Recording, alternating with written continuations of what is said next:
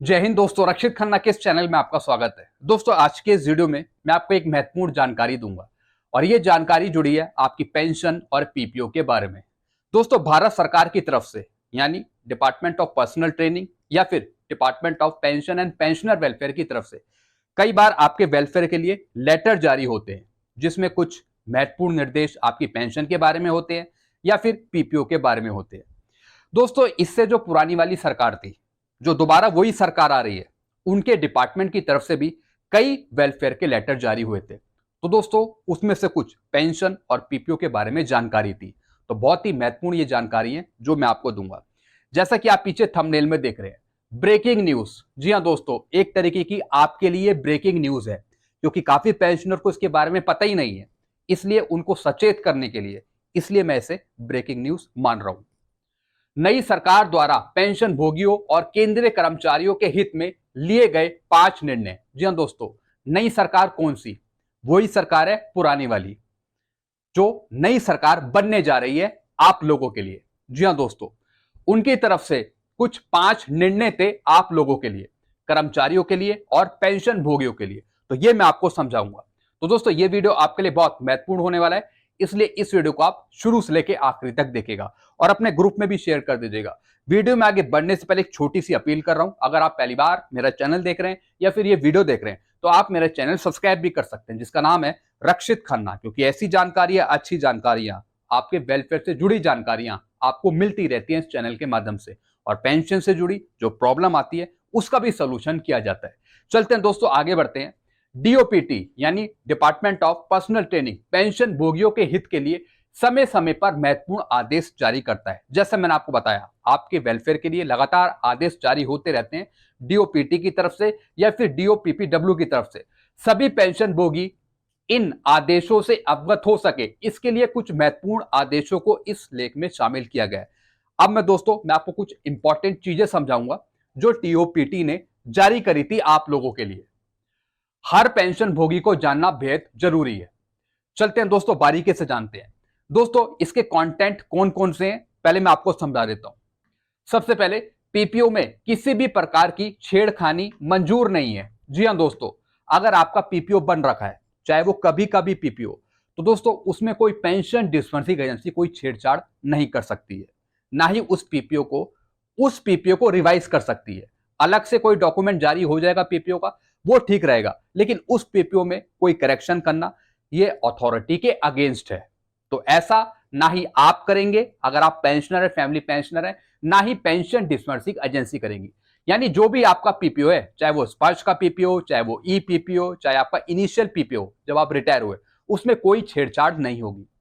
PPO में होगा arrear और फिक्स मेडिकल अलाउंस का कॉलम। जी हाँ दोस्तों, कई पीपीओ में एरियर की अमाउंट भी मेंशन होती है, जैसा कि हमारा डिपार्टमेंट है सिविल का, कई बार पीपीओ में वो मेंशन कर देता है, एरियर का एक कॉलम होता है। फिर दोस्तों, ऐसी फिक्स मेडिकल अलाउंस का कॉलम होता है एफएमए का, कि आप इतना पैसा ले रहे हैं। अगर आप नहीं लेते पैसा तो उसमें फिर नो लिखा होता है। तो इसके बारे में आपको आगे जानकारी दूंगा। पेंशन भोगियों का व्यक्तिगत रिकॉर्ड शेयर ना करें। जी हाँ दोस्तों, पेंशन भोगियों का जो व्यक्तिगत रिकॉर्ड है वो कहीं शेयर नहीं होना चाहिए पेंशन डिस्बर्सिंग एजेंसी द्वारा, ना ही पेंशनर द्वारा। यानी जो आपका डाटा है पीपीओ में वो सुरक्षित रहे, आप किसी के साथ शेयर ना करें। और दोस्तों, यही काम पेंशन डिस्बर्सिंग एजेंसी भी नहीं करेगी। पीपीओ में शॉर्टकट नाम का उपयोग ना करें। जो आपका पूरा नाम है वही पीपीओ में दर्ज होना चाहिए। अगर कोई दिक्कत आती है पीपीओ में, तो दोस्तों फिर फैमिली पेंशन लेने में दिक्कत होती है। तो इसलिए पीपीओ में हर एक चीज करेक्ट होनी चाहिए, आपके फुल नाम के साथ, फुल रैंक के साथ, फुल ग्रुप के साथ, एक एक चीज। फिर दोस्तों, पेंशन भोगियों को दे पेंशन अदालत की जानकारी। लगातार पेंशन अदालत चलती है, तो कई पेंशनर को इसके बारे में पता नहीं होता, कई फैमिली पेंशनर को इसके बारे में पता नहीं होता। तो दोस्तों, पेंशन अदालत की जानकारी रखना भी आपकी एक जिम्मेवारी है, ताकि अगर आपको कोई दिक्कत हो पेंशन से रिलेटेड तो फिर आप उस पेंशन अदालत में भाग ले सके। जैसा कि दोस्तों कई बार पीसीडीए भी आयोजित करता है पेंशन अदालत। चलते हैं दोस्तों, विस्तार से जानकारियां लेते हैं। पीपीओ में किसी भी प्रकार की छेड़खानी मंजूर नहीं है। केंद्रीय पेंशन लेखा कार्यालय ने अभी हाल में ही एक आदेश जारी किया था। जी हां दोस्तों, इस पे एक आदेश भी जारी हुआ था अकाउंट ऑफिस की तरफ से, कि जिसमें सभी पेंशन भुगतान करने वाली अथॉरिटी को सख्त चेतावनी दी थी जिसमें सीपीओ ने कहा था कि पेंशन भोगियों का ई पीपीओ जारी करने के बाद उसके ऊपर किसी भी प्रकार का हाथ से लिखा हुआ रिमार्क नहीं होना चाहिए। जी हाँ दोस्तों, कई बार दोस्तों पेंशन डिस्बर्सिंग एजेंसी जैसे स्पर्श हो गया, पीसीडी हो गया, रिकॉर्ड ऑफिस हो गया, कई बार वो पीपीओ के ऊपर रेड लाइन से मार्क कर देता है, ऐसे मार्क कर देता है, या फिर अंडरलाइन कर देता है, या फिर हाईलाइट कर देता है। दोस्तों वो पीपीओ में नहीं होना चाहिए, यानी कुछ भी करेक्शन नहीं होना चाहिए, ना ही कुछ इंक से पेन से लिखा हुआ होना चाहिए, नहीं तो दोस्तों वो पीपीओ कई बार इनवैलिड माना जाता है सरकारी आदेशों के अनुसार। यानी दोस्तों जो आपका पीपीओ है वो बिल्कुल ओरिजिनल लगना चाहिए, उसमें किसी प्रकार की ink pen black pen use नहीं होना चाहिए किसी भी पेंशन डिस्बर्सिंग एजेंसी के द्वारा। अक्सर क्या होता है कि रिटायरमेंट के दौरान और ई पीपीओ जारी होने के बीच अगर किसी पेंशन भोगियों को कुछ बकाया मिला है तो ऐसे में उसकी एंट्री के रूप में पेंशन भुगतान करने वाली अथॉरिटी ई पीपीओ के ऊपर हाथ से लिख देती है। जी हाँ दोस्तों, कई बार पेंशनर को एरियर मिलता है तो दोस्तों उस एरियर का अमाउंट पेंशन डिस्बर्सिंग एजेंसी से अपने हाथ से लिख दिया पीपीओ में, यह गलत होता है। एरियर आपके खाते में अलग आएगा, भले ही उसकी एक अलग शीट दे दो, लेकिन पीपीओ में अपने पेन से मत लिखो, यह गलत होता है यहाँ पे। तो दोस्तों सीपीओ ने इस प्रकार की कार्यवाही को गलत प्रैक्टिस बताया, यानी कोई भी पेंशन डिस्बर्सिंग एजेंसी या फिर पेंशनर अपने हाथ से पीपीओ में कोई करेक्शन नहीं करेगा, नहीं तो आगे दिक्कत हो सकती है। सीपीओ ने कहा है कि ई पीपीओ जारी होने के बाद उसमें किसी भी प्रकार की कोई छेड़खानी नहीं करनी है, ई पीपीओ के ऊपर किसी भी प्रकार का हाथ से लिखा हुआ रिमार्क नहीं होना चाहिए। अब दोस्तों जो आपका स्पर्श का पीपीओ है या फिर 7 सीपीसी का पीपीओ है या फिर कोई इनिशियल पीपीओ है पुराना कोई, उसमें आपका कोई भी रेड इंक एंट्री या फिर ब्लैक से मार्क नहीं होना चाहिए। वो पीपीओ बिल्कुल आपका लेमिनेट होना चाहिए, सुरक्षित होना चाहिए, किसी प्रकार की उसमें एंट्री नहीं होनी चाहिए पेन से लिखी हुई। चलते हैं दोस्तों अगली जानकारी की तरफ। पीपीओ में होगा एरियर और फिक्स मेडिकल अलाउंस का कॉलम। जी हां दोस्तों, केंद्रीय पेंशन लेखा कार्यालय ने 6 मई 2024 को एक महत्वपूर्ण आदेश जारी किया था, जिसमें कहा गया था कि पेंशन भोगियों के ई पीपीओ में एरियर और फिक्स मेडिकल अलाउंस का कॉलम होना चाहिए। जी हां दोस्तों, जैसा मैंने आपको बताया कई बार पीपीओ में आपके फिक्स मेडिकल अलाउंस का कॉलम होता है और एरियर का कॉलम होता है। सभी पेंशन अथॉरिटी को निर्देश दिया गया था कि ई पीपीओ में फिक्स मेडिकल अलाउंस और एरियर के कॉलम को सुनिश्चित करें। जी हां दोस्तों, एरियर का एक कॉलम भी होता है कई बार पीपीओ में, फिक्स मेडिकल अलाउंस का भी कॉलम होता है पीपीओ में, चाहे वो स्पर्श का पीपीओ या फिर ई पीपीओ हो। तो दोस्तों ये डिपार्टमेंट ने भी कहा था, भारत सरकार की तरफ से भी आदेश आया था कि आपके पीपीओ में एफएमए का ऑप्शन हो या फिर एरियर का ऑप्शन हो, मेंशन हो वहां पर, जिससे कि पेंशन भोगी अवगत हो सके कि उसको कितना एरियर मिला है। अब दोस्तों कई बार क्या होता है कि आपके खाते में पैसा आ जाता है, कई बार पेंशनर को पता ही नहीं रहता कि वो किस चीज का एरियर है। तो दोस्तों अगर कोई भी अमाउंट आपके खाते में आया है, भले ही वो बकाया हो या फिर एरियर हो, तो उसकी एंट्री कहीं ना कहीं आपके पीपीओ में मेंशन होनी चाहिए। भले ही उसकी एक अलग शीट जारी कर दें, लेकिन दोस्तों कहीं ना कहीं एक रिवाइज पीपीओ भी इशू किया जाता है, जिसके बेस पर उस एरियर का अमाउंट लिखा रहता है कि इतना पैसा एक खाते में आया। जैसे कि दोस्तों कई बार स्पर्श भी आपको प्रोवाइड करता है एक अलग एरियर शीट कि इतना अमाउंट दिया गया है, चाहे वो OROP2 का एरियर हो या फिर किसी सर्कुलर का एरियर हो। तो दोस्तों यहाँ पे डिपार्टमेंट ने भी लिखा हुआ था कि आप पीपीओ में मेंशन करें एरियर और एफएमए का कॉलम, ताकि पेंशनर को पता लग सके। ऐसे दोस्तों फिक्स मेडिकल अलाउंस का पैसा कितना मिल रहा है पेंशनर को, यह भी कई बार पता नहीं रहता, तो अगर पीपीओ में लिखा होगा तो उससे पेंशनर बेहतर जान सकता है। फिर दोस्तों पेंशन भोगियों का व्यक्तिगत रिकॉर्ड शेयर ना करें। केंद्रीय पेंशन लेखा कार्यालय ने अभी हाल में ही एक आदेश जारी किया था, जिसमें कहा था कि पेंशन भोगियों का व्यक्तिगत रिकॉर्ड के रखरखाव की जिम्मेवारी विभागों की होती है, ऐसे में उनके रिकॉर्ड को किसी भी अज्ञात व्यक्ति के साथ शेयर ना किया जाए। दोस्तों कई बार क्या होता है कि आपका डेटा लीक हो जाता है, जैसे स्पर्श से कुछ न्यूज सुनने में आई थी पहले कि आपका डेटा लीक हो गया टीसीएस के द्वारा। तो कई बार दोस्तों इसमें पेंशन डिस्बर्सिंग एजेंसी की गलती रहती है या फिर सॉफ्टवेयर की गलती रहती है। तो इससे क्या होता है कि आपका डाटा कहीं लीक हो जाता है, किसी ऐसे लोगों को पता लग जाता है जो आपके डाटा के साथ खिलवाड़ कर सकते हैं। तो इनको रोकने के लिए दोस्तों इस पे आदेश भी जारी हुए थे कि जो पेंशन डिस्बर्सिंग एजेंसी है, जो सॉफ्टवेयर पे काम कर रही है, आपकी पे पेंशन देख रही है, जहां से आपकी पेंशन आ रही है चाहे किसी सॉफ्टवेयर के थ्रू, तो उसका बिल्कुल सही तरीके से इस्तेमाल होना चाहिए, वो डाटा लीक नहीं होना चाहिए। तो दोस्तों ये बात कही थी पेंशन डिस्बर्सिंग एजेंसी को, चाहे वो स्पर्श हो, चाहे वो पीसीडी हो, चाहे वो टीसीएस हो, चाहे रिकॉर्ड ऑफिस हो, क्योंकि रिकॉर्ड ऑफिस में भी आपका बहुत सारा डेटा होता है, तो कहीं ना कहीं वो लीक ना हो। तो दोस्तों उनके पर भी आदेश लागू होता है कि आपका डाटा कहीं लीक ना हो। क्योंकि दोस्तों कोई भी अपराधी इन चीजों का गलत इस्तेमाल कर सकता है, तो उनके साथ दुर्घटना हो सकती है पेंशनर के साथ।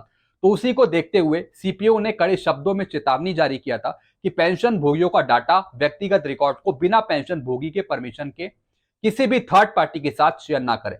अब दोस्तों थर्ड पार्टी एप्लीकेशन बहुत होती है मार्केट में, जिससे आपका डाटा लीक हो सकता है, लेकिन पेंशनर की परमिशन के बिना आपका डाटा कहीं भी लीक नहीं होना चाहिए। यह साफ आदेश है पेंशन डिस्पेंसिंग एजेंसी को। अब दोस्तों कई बार जो पीसीडीए कस्टमर केयर वाले हैं वो भी आपसे आपकी पर्सनल इंफॉर्मेशन पूछते हैं, तो दोस्तों वो भी कहीं ना कहीं एक थर्ड पार्टी लोग हैं। कोई वो आपकी अथॉरिटी तो है नहीं, लेकिन कई बार वो आपकी डिटेल्स पूछते हैं, तभी वो आगे बताते हैं। तो दोस्तों जो भी हो, लेकिन उसमें आपका डाटा सुरक्षित हो। चलते हैं दोस्तों अगली जानकारी की तरफ। फिर दोस्तों पीपीओ में शॉर्टकट नाम का उपयोग ना करें। केंद्रीय पेंशन लेखा कार्यालय ने अभी हाल में एक महत्वपूर्ण आदेश जारी किया था, जिसमें कहा था कि पेंशन धारकों के पीपीओ में शॉर्टकट में नाम नहीं डालना है। जी हाँ दोस्तों, कई बार आप देखते होंगे पीपीओ में आपका शॉर्टकट नाम होता होगा, जैसे किसी का नाम है मोहन लाल शर्मा, तो उसमें लिखा होता है एमएल शर्मा। अगर किसी का नाम जगदीश कुमार शर्मा है तो वहां पर लिखा होगा JKS, ऐसे लिखा होगा। तो शॉर्ट फॉर्म में नहीं होना चाहिए, पूरा नाम होना चाहिए, ताकि पेंशन भोगी की पूरी पहचान की जा सके उसके नाम के साथ। ऐसी फैमिली पेंशन का भी पूरा नाम होना चाहिए, बच्चों का भी पूरा नाम होना चाहिए, यानी A to Z सब कुछ सही होना चाहिए। पेंशन भोगी का जो पूरा नाम है वही नाम उसके पीपीओ में होना चाहिए। सीपीओ ने कहा है कि सर्विस रिकॉर्ड से उनके नाम को मैच कराना है, यानी जो सर्विस हिस्ट्री में नाम लिखा हुआ है, रिकॉर्ड में नाम लिखा हुआ है, वही नाम आपके पीपीओ में होना चाहिए। अब दोस्तों कई ऐसे पेंशनर है कि रिकॉर्ड में कुछ और नाम है और पीपीओ में कुछ और नाम है, तो इससे फिर दिक्कत होती है आगे फैमिली पेंशन मिलने में। क्योंकि दोस्तों आजकल डिपार्टमेंट आजकल चेक बहुत जबरदस्त तरीके से करता है, आपकी सारी चीजें वो देखता है। अगर नाम में गलती हो, आपका नाम पूरा नहीं है, वाइफ का नाम गलत है, डेट ऑफ बर्थ गलत है, ग्रुप गलत है, तो फिर आपकी वो पेंशन में लेट कर देता है, या फिर फैमिली पेंशन वो स्टार्ट ही नहीं करता, वो बोलता है पहले आप इसे ठीक कराओ तब होगा। तो दोस्तों इन सब चीजों के बारे में लेटर जारी हुए भारत सरकार के द्वारा पेंशन डिस्बर्सिंग एजेंसी को, या फिर रिकॉर्ड को, या फिर पीसीडीओ को, ताकि आपको नुकसान ना हो। चलते हैं दोस्तों अगली जानकारी की तरफ। पेंशन भोगियों को दे पेंशन अदालत की जानकारी। जी हां दोस्तों, अक्सर सभी विभाग समय समय पर पेंशन अदालत का आयोजन करते हैं, जैसे कि पीसीडीओ हो गया, कई बार स्पर्श भी आता है, वो अपनी सर्विस से रिलेटेड अपनी अदालत करता है जगह जगह जाकर। ऐसी पीसीडी है, वो पेंशन अदालत लगाता है। तो दोस्तों इसकी जानकारी पेंशनर को होनी चाहिए। तो कई जो पेंशन डिस्बर्सिंग एजेंसी है वो कई बार नोटिफिकेशन निकालते ही नहीं है, जैसे और भी कई डिपार्टमेंट है, और फिर पेंशनर छूट जाते हैं, उनको पता ही नहीं लगता कि इस जगह पेंशन अदालत हो रही है।